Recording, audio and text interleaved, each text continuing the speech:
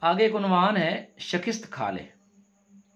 اس عنوان پر بھی کل 7 باتیں کی جاتی ہیں۔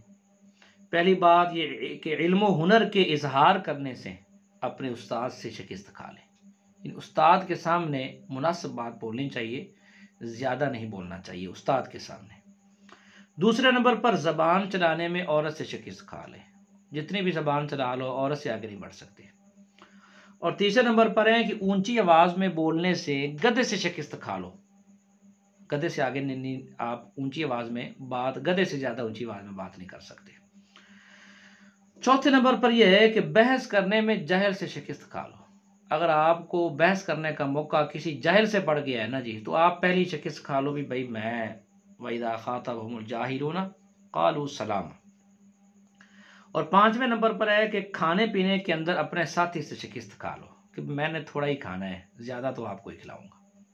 وَيُؤْثِرُونَ عَلَىٰ أَنفُسِهِمْ وَلَوْ كَانَ بِهِمْ خَصَاصَةٌ، دوسروں کو ترجیح دو، خود جیسا کیسا بھی ہے اپنا وقت گزارو، شکست کھا لو ان سے۔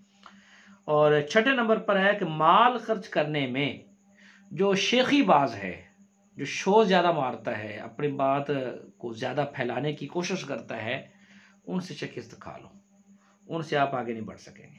اور ساتویں نمبر کے اندر لڑائی کرنے میں اپنی بیوی سے شکست کھا لو۔ لڑائی کا موقع بیوی کے ساتھ آ جائے تو اس لڑائی کو طول نہ دو، اس میں آپ جیت نہیں سکیں گے، ہار جائیں گے۔ تو اس لیے شروع کے اندر شکست کھا لو کہ لڑائی کا جو ہے وہ بیوی سے تو کرنی ہی نہیں نا کسی بھی صورت میں۔